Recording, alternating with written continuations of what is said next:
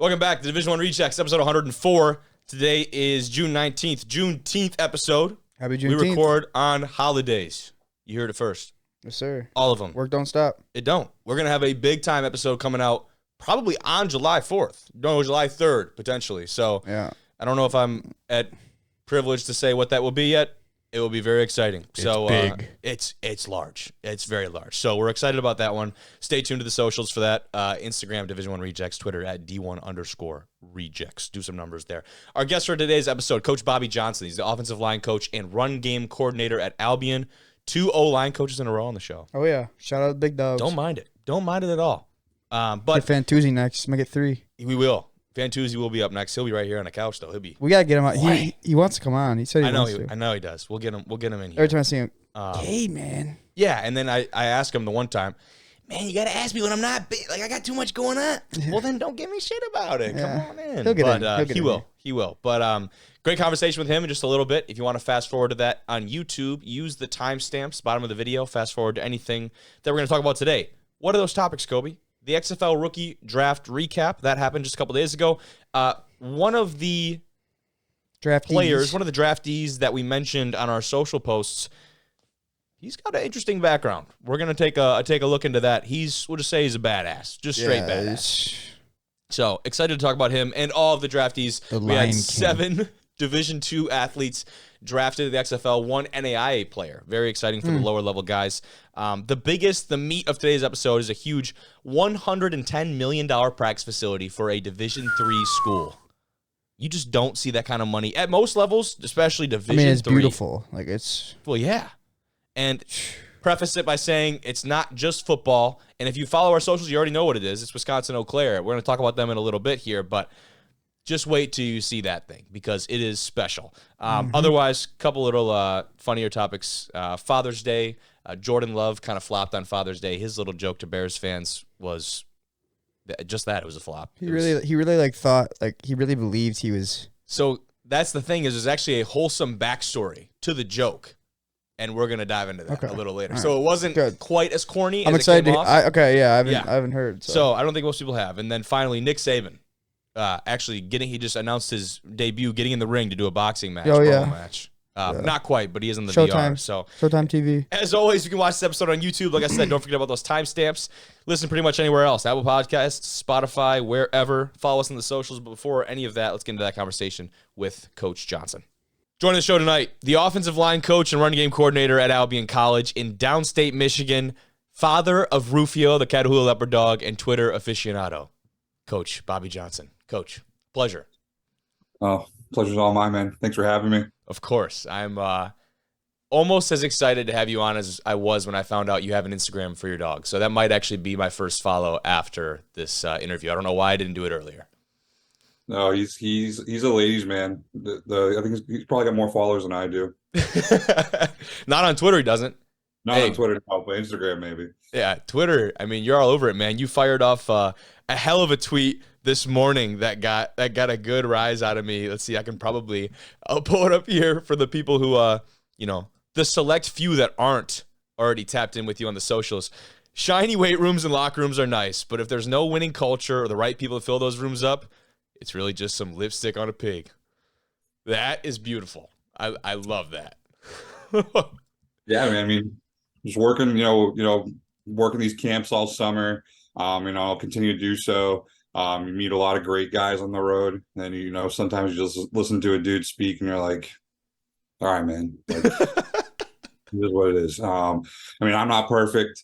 I'm definitely a blunt New Englander. I know I screw up sometimes, but there's one thing I've learned in my career: don't negative recruit and don't bullshit kids, because you can see right through it, man. And that's one thing, nowadays more than ever with the portal, with everything, especially Division II, Division III is not. There's no NIL, there's nothing like that.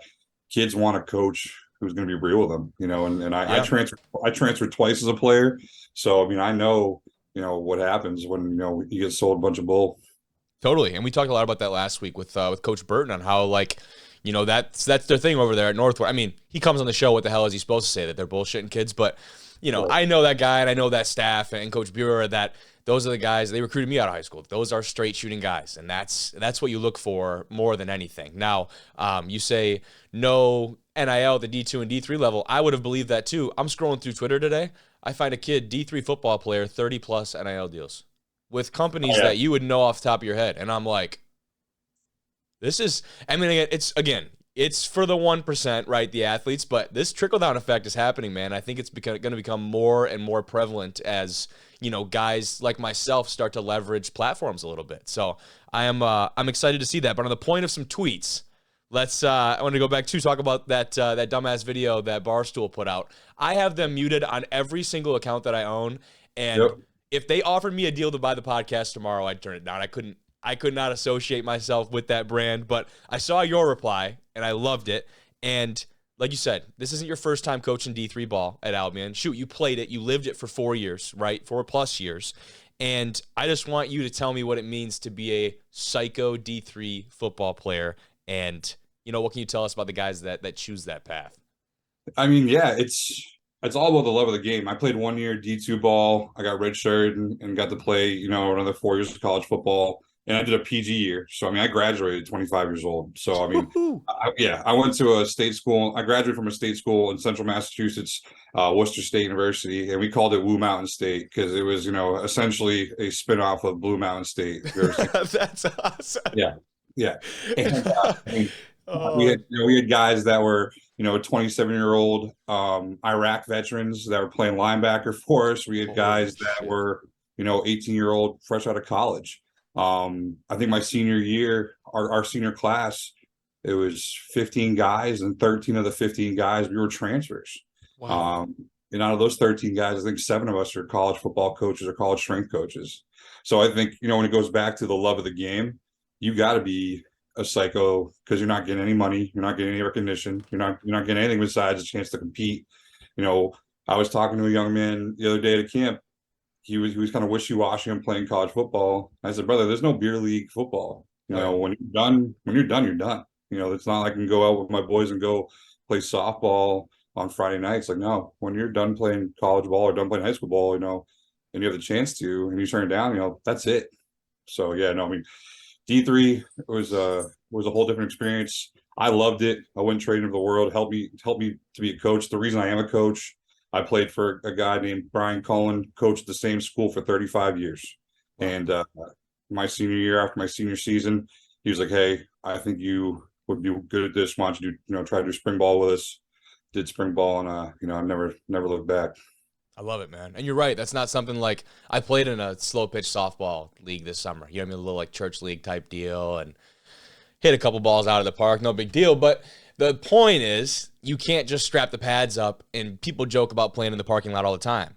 Nobody's going to do that, right? You can throw the ball around tailgating, but some people have to come to that realization sooner than later. I'm 2 knee surgeries in, and now I'm like trying to get 1 year of football. While I'm still 21 years old, they're going on 22 years old. And that's something that, you just got to get it in when you can. And I think that's what makes this sport so special, but also so difficult, because I think a lot of players have that identity crisis after, football is over, and being around the game in any capacity is certainly a good way to, to avoid that in some respects. But, continuing on the Twitter trend, I'm seeing all the tweets going around the high schools, right? You're making your first trip repping the Britons. And all around Oakland County, you're at Clarkston, you're at Oxford. I didn't actually see a tweet from Lake Orion. So is that one still in the drafts, or what's the deal? No love for the Dragons?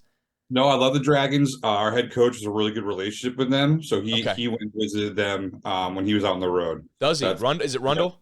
Yes. Okay. Yep. Travis Rundle. Just wanted to make sure that my guys weren't, Coach Bell and the gang weren't getting left out there in Oakland County. Oh, no. They got the special treatment from the head guy. I like that. You know what? I like to hear that. I just had I had lunch with Coach Blackstock, who was still helping out, but was my head coach when I went through that. Coach Bell was there my first year, but I love to see that. I saw Oxford and Clarkston, and I was like, I kept scrolling. I was like, man, wait a minute, something ain't right here. I like to hear that though. But your first round of recruiting, repping the Britons, what has it been like making those connections with all those high school coaches, and what kind of tips do you got in making a good first impression? Yeah, biggest thing, I've never lived in this part of the country. I've never recruited this part of the country. So the way that we do it, at Albion is really good. We all have at least one major, reputation for good football. Like my major county is Oakland County, and then I'll The do, best. yep, and I'll do like Tri-Cities area, Claire, some of those farm boys up there. Oh yeah. We all have our own spot, and we just, we have a really good staff. We're 6 full-time guys and another 5 part-time guys. And I would say our part-time staff might be better than some places full-time staff. Our D-line coach played in the '94 national championship team.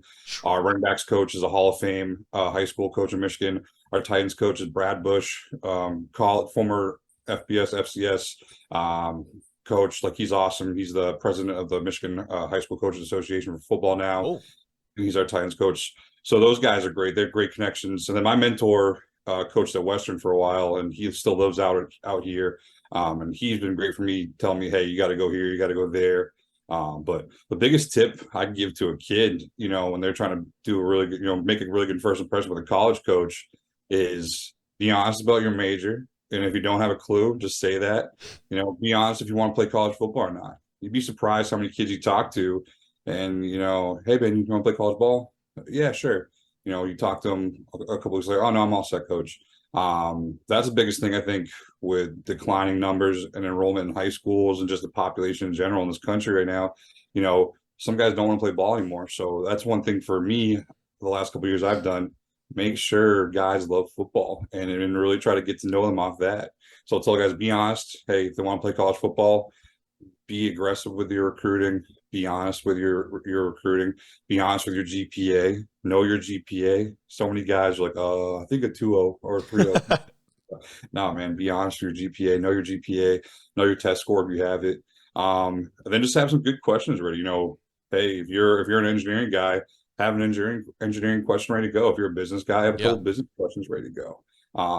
That impresses me when I talk to a young man and he knows what he wants to study, or he's got an idea what he wants to study. And he has a couple of questions about, hey, what is the job placement for your business program? Hey, what's the retention rate on the football program? If you have questions like that already, I know you're the real deal. And I know I want to recruit you. Yeah, 100%. I think it all comes back to just like open lines of communication, right? Like being open. You said the word, talk about honesty a ton right there, right? And it's all about being transparent, having those open lines of communication.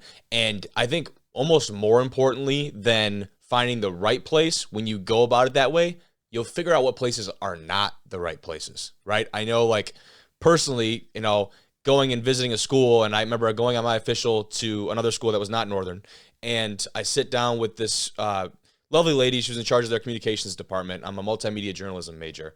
And at this school, at the end of the day, had a great offer for me, was excited about the football program, but the program academically was just not what I needed. And I wouldn't have known that until I actually got there and sat down, had the conversation, talked with people who were involved with it. And I think that is super important too. Now, when you go about and I guess you haven't been around, I don't know how long you guys been doing like official visits a good bit this spring. How do you go about that process with the athletes? And I guess you talked about finding out their love of the game. What's a good gauge for that and getting guys on campus? So our admissions department's awesome. Like, our head of admissions, she has lived across the street from the football field, I think, since she was like 6 years old. So she's all about athletics and all about, half the students at Albion are student athletes. So we have a great relationship with them and sending them visits. So how we do visits, essentially, it's open invite. We watch your film, we get your transcript, open invite to come. We partner, with an admissions tour. But like, I picked up a couple of good things actually from Coach Rundle since I've been here. He'll ask a guy, hey, what's your favorite play? Like, hey, you're an O lineman. Hey, what's your favorite run play to run? Or, you're a linebacker. Hey, what's your favorite blitz? Yep. If a guy, if you see a guy's face light up, like, oh, coach, I love run counter. I love kicking out a guy. Like, all right, hey, I know that guy loves football. He knows what I'm talking about. That's a great way, just asking him questions, or like, hey, what was your toughest opponent last year? What's your toughest opponent going to be this year? You can tell the guys that, eat, breathe, sleep, they just love football, I love that. Yeah. No, I do like that a lot. Cause you're like, oh, whatever coach calls, right? It's like, that's not it. Like, you want to be like, coach, give me, like, for me, it's like, give me power. Like, give me power right up the middle or inside, whatever. Give me something between the tackles. Let me go run this guy, set the tone, right? Like, that's what I want to do. That's all I want to do all game. But I think that's great. I think that's pretty awesome. You've been at Albion for roughly, what, 3 months now? Yeah, 4 months 4? officially, like end of March, but I've been there since like There you March go. 2nd. Sweet. Yeah. I love it. I love it. Now, coming in after, talked about Coach Rundle a little bit. He gets the head job there. You guys got to go through the spring with that group, get yourself acquainted with that core that was still there, bring in, some other pieces. Now, obviously a lot of tradition there, a lot of winning tradition as of late, especially when it comes to the MIAA, that league, right? And this last year, Alma gets the edge on them, but still has been a seriously a dominant program. And I say that because just assuming that was the sense, right, when you got there, right? It wasn't a clean sweep to my knowledge as far as coaches go, or was it? Nope. Nope. So our offensive coordinator stayed. Offense has Okay. averaged 40 points a game for the last Yeah. 10 years. Oh, yeah. Yeah, Steve Wassel's an unbelievable coach. Really lucky to have him stay on board as a quarterbacks coach, offensive coordinator. And then our linebackers coach, special teams coordinator, Andrew O'Hara. He does a great job. Really good young coach. He played at Concordia in Arbor. He's a Michigan guy. He does a great job too. And then myself, Coach Rundle, our receiver coach, Rico Wallace. He's unbelievable. He actually just got a minority internship with the Jets. I saw that. That's big time. Yeah, he's awesome. And then our DB's coach is coming from De La Salle, Carl Featherstone. He's a awesome human being. He's a bad mofo. He's a recon sniper for the Marines. Like, the man probably choked me out in 2 seconds. Oh, that's badass, man. He's got the street cred off the bat. He did a great job at De La Salle. He was kind of their recruiting liaison, helped out with a lot of guys. So he's been a home run for us because he knows a lot of relationships in the Detroit area. And it's like going back to our other part-time guys, none of those guys left. So yeah, that's big. Yeah, and Coach Rundle being an alumni, he won 3 conference championships as a player, playing for his dad. Coach Rundle moved back up here too. The senior moved up here too. So I'm sure he'll be roaming the sidelines for us on Saturdays. So yeah, Awesome. I took this job because of the winning tradition and the academic reputation. It's the best liberal arts college in the state.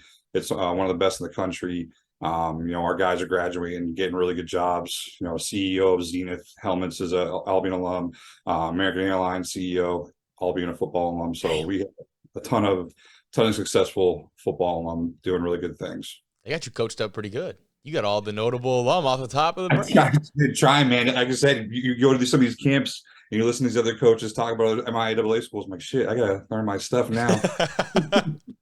You sound like you've been doing it for a hell of a lot longer than what you have, man. I love it. Appreciate it.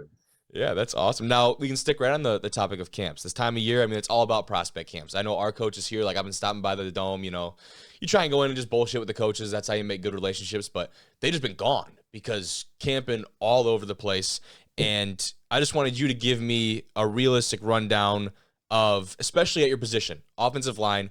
In Michigan, you can't put the pads on at these camps. Yep. And so realistically, how are you best evaluating these guys at camps? And we've been a lot on the kind of the tips for the athletes today, but really, what are you looking for from these guys when you go out there and you're at camps? Biggest thing for me, I think I'm a lot different than most online guys. I could give a rat's ass about one-on-ones. I really could, especially with no pads. And kids wearing helmets and no shoulder pads, and the D lineman just spearing the O lineman in the chest every play. All right, how am I going to evaluate on that? For me, I want to see you do some, functional movement type stuff. So like when I work camps and I'm allowed to do drills, I get guys on a knee, I get guys on a med ball. I want to see their core. I want to see if they know how to move their body, their athleticism, their hips, that type of stuff. Yeah. I could give a rat's ass about, the competition stuff. Like, yeah, it's great. You want to see a guy compete. Obviously, the dudes they're doing, that they're not losing on one-on-one pass rush rep as an offensive lineman with no pads on. Yeah, he got to be pretty damn good. But at the same time, I just want to see guys move in space. And the bigger one for me too, especially Division III level, can a guy follow directions? Do I have to explain it to him, 5 times? Do I got to tell a guy, hey man, toes on the white over and over and over again? The little stuff like that, I tell guys all the time. Only the first guy on the line has a reason or excuse to screw up a drill. If you're the second guy or the third guy, you have no reason to screw up a drill because you've got to watch the first guy go, and you either listen to me give him coaching cues or chew his ass out. It's like the biggest thing for me is, can guys move, how they move, and can you follow directions?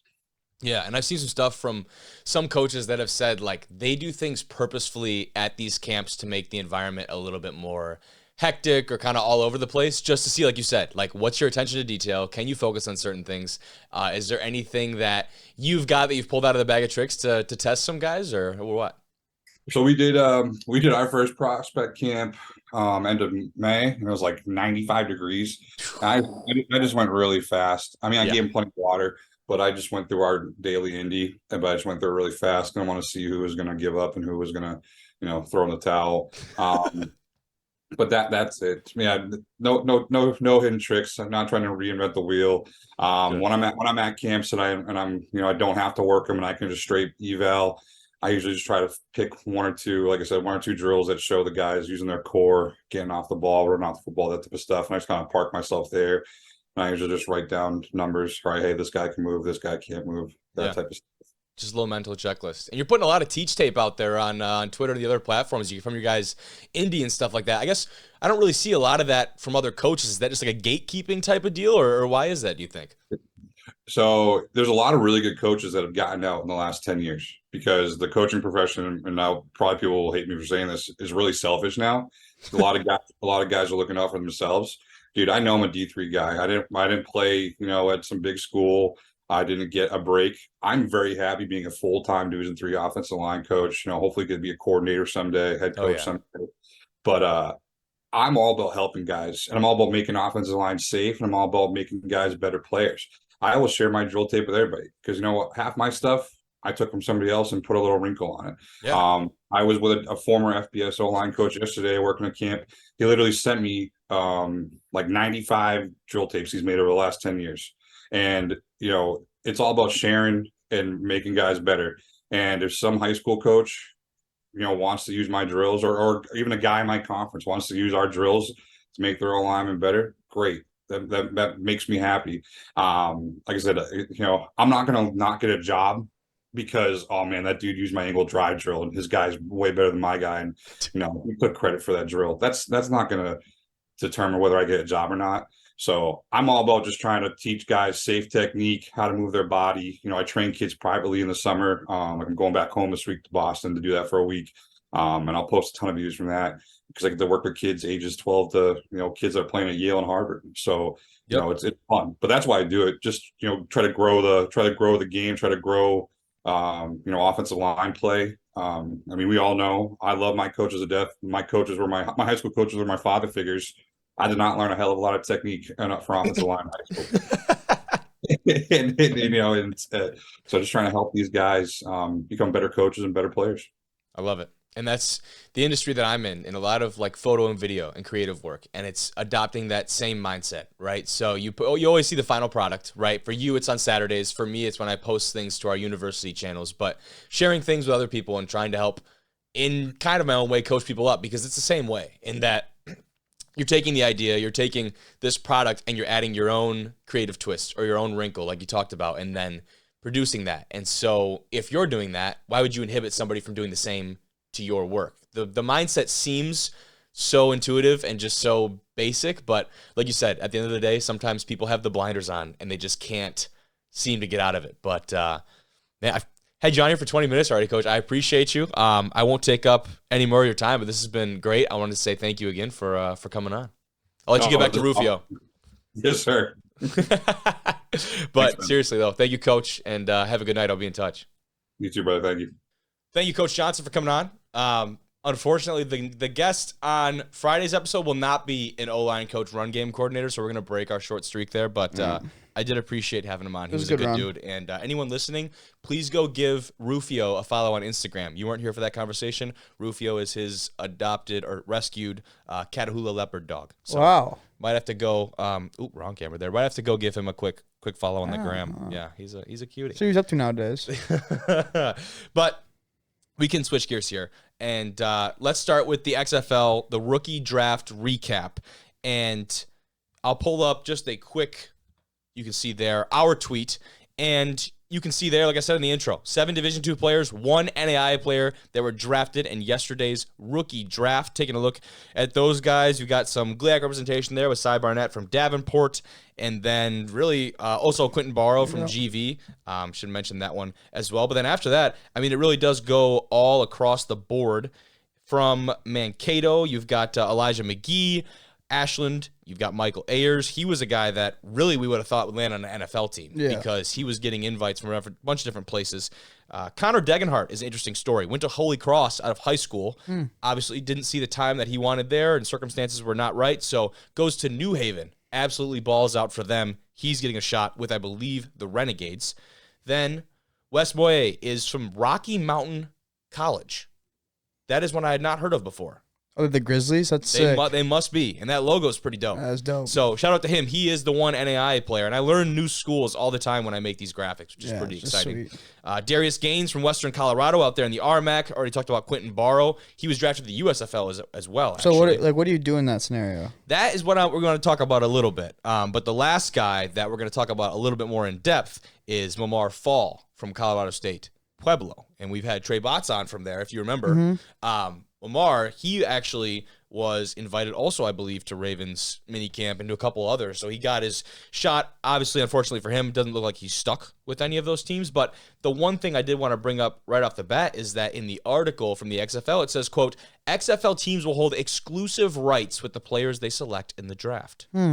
So with the USFL, we talked about how, okay, you're drafting the best of the guys you don't think will get selected in the NFL draft. Right? So, how do you decide? Man, I got the burps today. How do you decide who's right below the mark? Right, yeah. With this, the NFL draft has happened. The USFL draft has happened. Minicamp is gone, right? Yep. You're really already cutting down the roster. So now I'm assuming they figure whoever's left over is left over for good. Right. Otherwise, I guess you're going to play Arena League or indoor.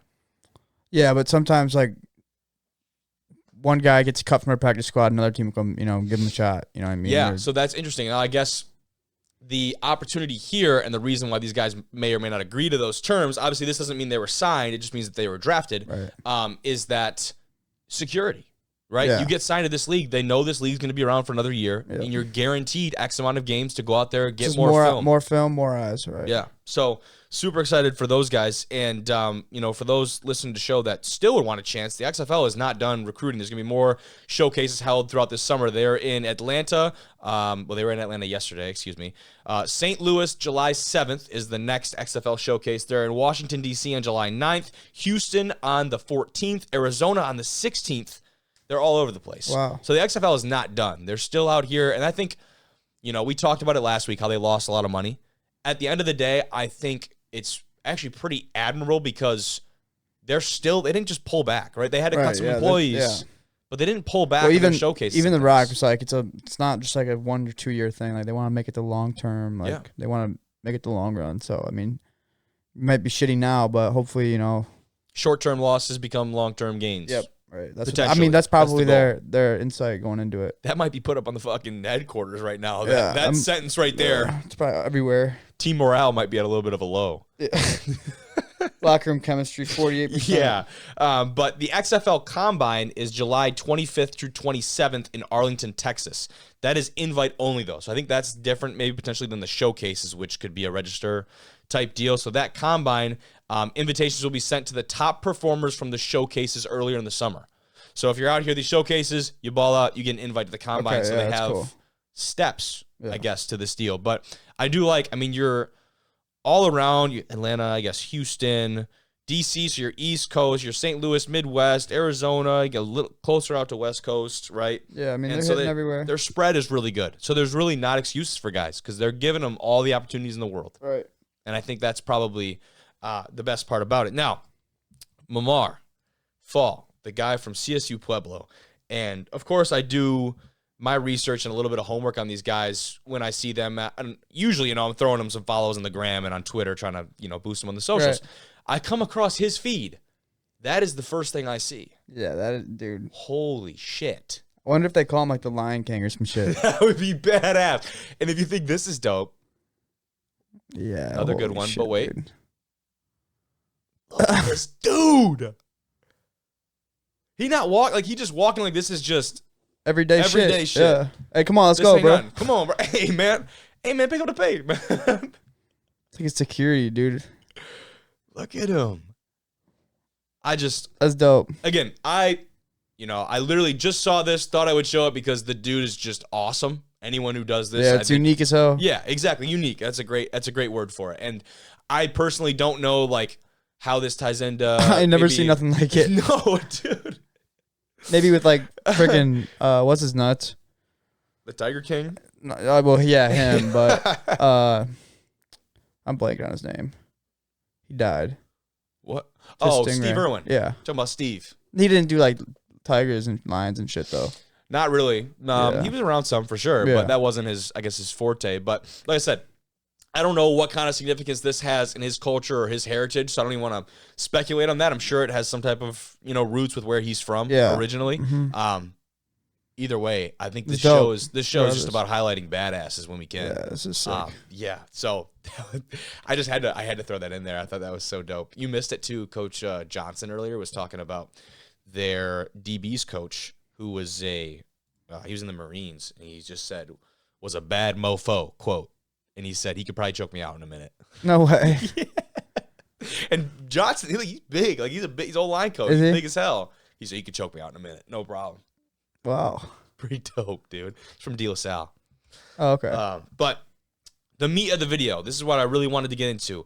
University of Wisconsin Eau Claire, they're building a huge facility. And by huge, a Division III school, that can mean a lot of things. This facility is going to be the 8th largest of its kind in the country. Yeah, and I think that is probably just the easiest way to describe this thing. It's going to cost an estimated $110 million. And as I pull up the video here, you will probably see why. This thing is going to be 140 yards long, 70 yards wide. One of the greatest. And there we are.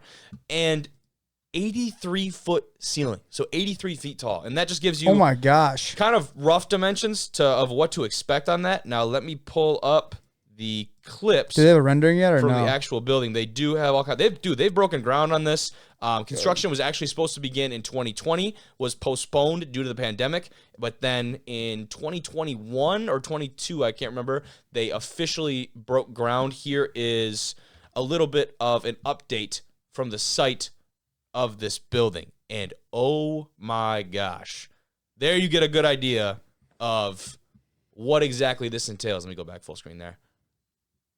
This thing is going to be, I mean, just absolutely incredible. So they just sent the Division new III team. They just sent the new. It's got the new Division III football record, obviously. Yeah. So, you could ask, how can they afford this? Well, the people that this is named after are giving $70 million. That would be the Sonnentags. Are you serious? Yes. So that gift of $70 million is what got this project up and off the ground running. And then the remainder of the money, I'm sure they had to do some interesting financing for. But there, I'll pause it right there. You can kind of see just the scale of this, dude. This is going to be. So they're already in works and. Oh, dude, this is like a look at the construction. This was very recently. So this thing is underway. It does not have a potential release date, as far as I know now. But we're not talking about a half. This is a full 100+ yard football field with end zones and everything. So it'd even be longer than that, right? And additionally, you're going to have all of your typical college stuff like your rec center, and they're going to have basketball courts. This is going to be so much more than just a football stadium. So while wild, we're a football show, this is going to be an incredible tool for the Eau Claire football team. And university, yeah. Exactly. This is going to be for absolutely everything. So certainly had to highlight that. Give me just a second here as I pull up, like you said, some more of those renders, like the final products. Let's see kind of what those look like as I take this guy down. Or actually here, I can pull that back up because that's the front of it right there. It looks like a castle. Yeah, dude. Holy shit. Is there a moat and a drawbridge? 83 feet ceilings. Yeah. I don't think people understand that. That is large. Yeah. I know. That is really large. So for football though, you need it, right? Right. You're trying to get stuff done like that. So let me Think find. about we hit the dome. Yeah, exactly. And the dome, we know the dome is absolutely massive. So let me find real quick some of the renderings on this guy, because again, when you see this, you will certainly understand. Again, and also again, $70 million coming from. What's the last name? Hold on. Let me get this image up for you real quick. There it is. That's the front of the facility, and also Sonnentag. Oh my gosh. The name attached to it right there. Wow. And like I said, really, when you look from the outside, you wouldn't guess, oh, that's it's not like a football practice facility. Like, this is a whole university deal. And I think that's really big to understand. Like, this isn't just football. Football obviously will be benefiting from this a ton, potentially more than other aspects. But it is much more than that. John and Carolyn Sonntag. Okay. Those are the names of the two, presumably Damn, couple bro, that is like that gave back. What kind of blowing. college experience Bro, do you think about have? it though. 8th, like you know how many? Yes. There's like what 8 teams in SEC. Yes, dude. Like think about that. They have nicer shit than Big 10 schools, SEC schools, Big 12. Like Yes. that's legit, dude. As far as size, and size and money goes, right? We don't know what's actually going inside, but you would assume with both those known factors, right? they're not going to be cheaping out on some equipment, right? So it'd be interesting to know if like the weight rooms for the athletic teams will be going into this type of. Yeah, they're gonna have a. Shit's crazy, dude. It is, but you think about it, like when there's that 110 much million going on, there's a lot of things that you got to fit in there. Yeah. Right? So it is the largest indoor in Wisconsin, and this is the 8th largest indoor facility in all of college football. It sits right on the banks of the Chippewa River. Here is a better render/image for you, Cade. Right here. That one is beautiful. And if you... is that in the water? Yes, Chippewa River. I said, yeah, so it's right on the bank. So, I mean, that's so sick, man. It's not quite like a Northwestern type deal. Like they got to be one of the ones that's above, right? Yeah, Northwestern's got to be. They have to be because that was like $240 million. They have to be, dude. There's no way. But that's still like Miami will be above. LSU,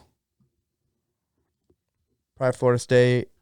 Yeah, I was curious actually how many we could. I don't even know if Alabama would, to be honest. Off the top of our head, and then we also have some They more images here from the construction site. So I'll show you those as well. There's that outside, but a little bit of a better image from where they're at in construction right now. And you can see like the foundations, like the bones of this place have been up, right? They're really starting to get into more of the nitty gritty stuff of actually fledging this thing out. And obviously, there's not going to be turf in here or anything yet. Imagine being like a football player or like I guess any student and having an internship with the construction company and building that. Or dude, yeah.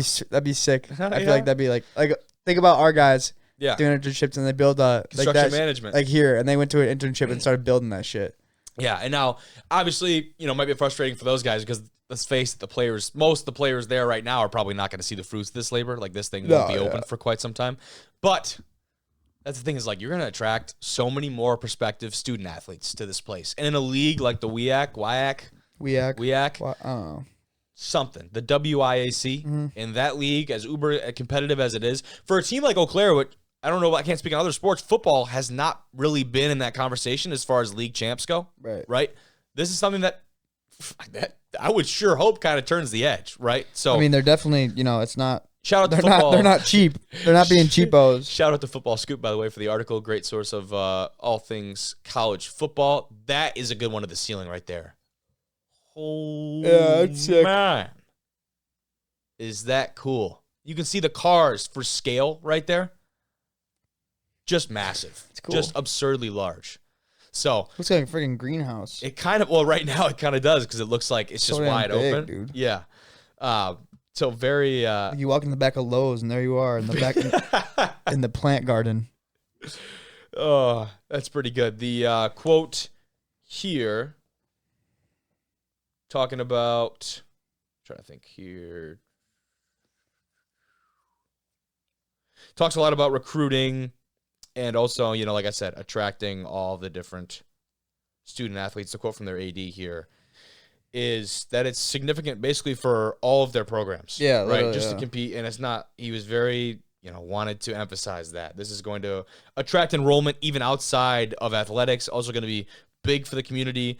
He says we're going to bid on national championships. We're going to bid on the Division III men's and women's basketball national championships to try and bring that economic development to Eau Claire for a couple years in a row. We're going to go after the state high school events. Holy shit. And they're also going to have big-time concerts and other events in this building. So, like I said earlier, I could not stress enough. This is going to be a very large, multi-purpose. Must be on the hot seat or something.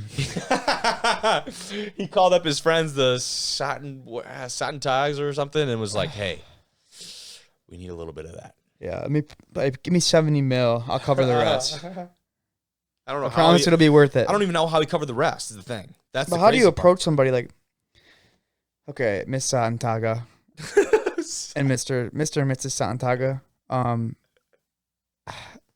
just gonna cut right to it. We need 70 mil. Yeah.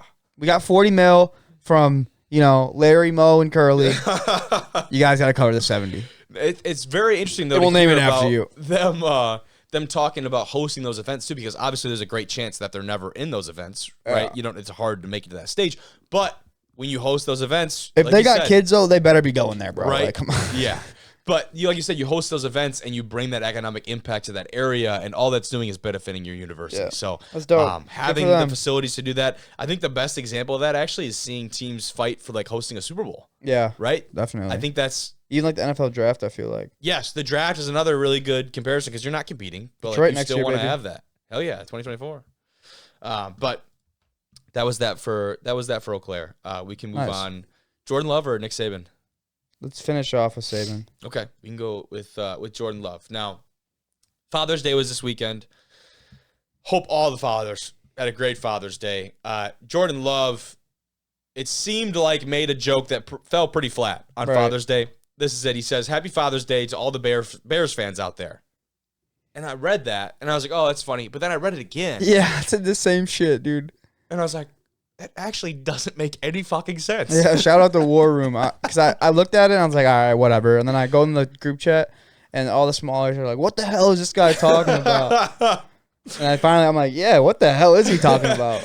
Happy Father's Day to all the Bears fans out there. So typically, I think you would phrase it as, like the Bears fans should be telling me Happy Father's Day. Like, I'm your dad. Like, hey, Bears fans, wish me a happy Father's Day or something like that. Yeah, like Aaron Rodgers just came out and said it outright, I own you, was his sentiment, remember, from last year. Yeah. But, so that was seemingly the end of the joke. Everyone thought, okay, Jordan Love's just a dumbass, and he made a stupid joke. Who cares? This is the other side of the story that I don't believe you saw, Cade. There's a little bit of a wholesome truth behind this whole series of events. And this tweet does a good job of explaining it. So first, this tweet here. It's from Christy69. Nice. He says, "There's no more. I handed him my phone, asking him to make a fun video to originally wish the French Bears fans a happy Father's Day, and that is his original take. Though he forgot to mention French, and obviously, or better said, he lit fire. Here is the picture before the vid." So, it turns out, this is a Bears fan asking Jordan Love for a favor to wish Bears fans happy Father's Day. The French Bears. The French Bears, as in... What the hell is that? Like, French Bears fans. Okay. Like, they're French, but they're Bears fans. So, he hands him the phone. Jordan Love is just a good guy. He's just doing a favor for this dude. He says, "Oh, yeah, would love to." It's basically like a little cameo. Like, I'll record a little video for your buddy to send to your buddies. Yeah. That's all it was supposed to be. So how did it get leaked? That was my question exactly. Did this guy go and out him? Or was it one of his friends that he sent it to? Yeah, it's probably like that. One of the French Bears? Then it just gets posted everywhere. So, but that was basically the gist of this, is that Jordan Love actually was a good guy in this situation. What did he quote tweet it? So he quoted it, and he says here, sorry. Back one, yeah. Yes. Jordan Love says, quote, "Was asked to do a special favor for this fan. Didn't think much of it, LOL, but I see y'all really took it and ran with it. Regardless, I hope everyone had a great Father's Day." Jordan Love, man. I mean, if good that guy, like, Jordan. I mean, he put himself in positions. Oh, he absolutely did. But do I think Jordan Love's like that? And like he hasn't done anything, so No. he So he has nothing to stand on. exactly. So why would he be Yes. like? There's no previous stints of him being. You know what I mean? So Yeah. I'll give him the benefit of the doubt now, but maybe if he beats the Lions in a couple months, then I'll be coming back to this video and deleting it from on the internet. I'll be down here late at night. You hear the keyboard. This keyboard is loud as hell. Sometimes I feel like you can hear it on the mic almost. But so that was that. That was the Jordan Love lore, the arc. Okay. There was a little bit more to that one than the surface. See, there's always don't judge a book by its cover. Yeah. Don't judge a Packer by his cheesehead. Yeah. How about that? Finally, though, Nick Saban's showing off the hands. We have to finish on this. It's like Floyd Money Mayweather. He somehow discovered VR, and the only thing better than that is that somebody caught it on video. This is his daughter.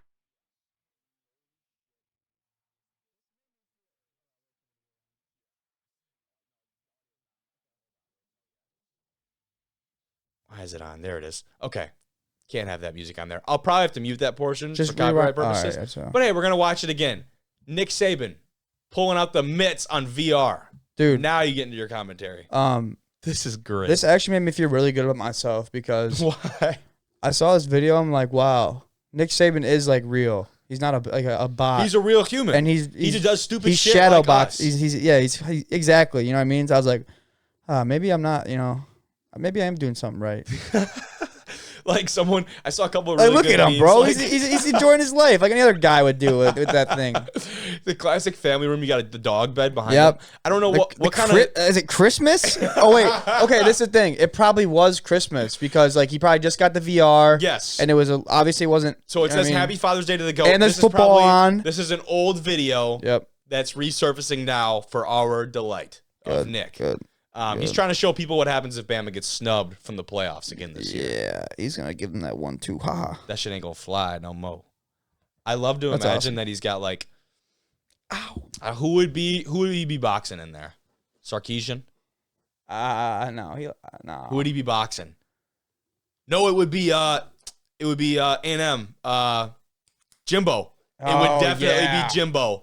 Oh, it 100%. absolutely. Jimbo Fisher is confirmed on the other side of that VR. Yeah, he is giving him the freaking work right now. He's got like the little, what do they call like the, what do they call those? What? Those things like flash up, but they're not real. Some starts with Hologram? Yeah, hologram. Oh, He's got, like, the fighting a Jimbo hologram? Yeah, he's got the, you can have settings. And he's like Jimbo Fisher. The only thing that would have been better than this is just like one of those videos where like the dad gets it on and then he starts running around like he's in VR. Imagine Saban did that. Saban might have really hurt himself. No, he wouldn't let that touch the internet. I feel like he's got too much. No, respect. he wouldn't. He's got too much respect for himself. Saban might be the only and guy I that bet can you his actually get daughters a- do too. They're not like, I ain't posting that. His daughters definitely know though. Right. Like I can't post random shit about my. Oh, by the way, there's the Saban family dog. You see it at the bottom there? Yeah. Some little shit. That video's played like 7, 8 He's a times Yorkie. now. Yeah, but I just realized that the dog was on there. It was like a little. Look at that little thing. Oh yeah, that's It's like a little Yorkie. that's Ricky. That's Ricky. Shut up your ass. Well, Sabans are known for Yeah. football, Oh. not dogs. Thanks for listening. D1 Rejects. We'll be back with another great guest on Thursday or Friday Great when you pod. listen to this. Head coach from Kentucky Wesleyan will be Nice. joining us on the next podcast episode, so stay tuned for that. Thank you for listening.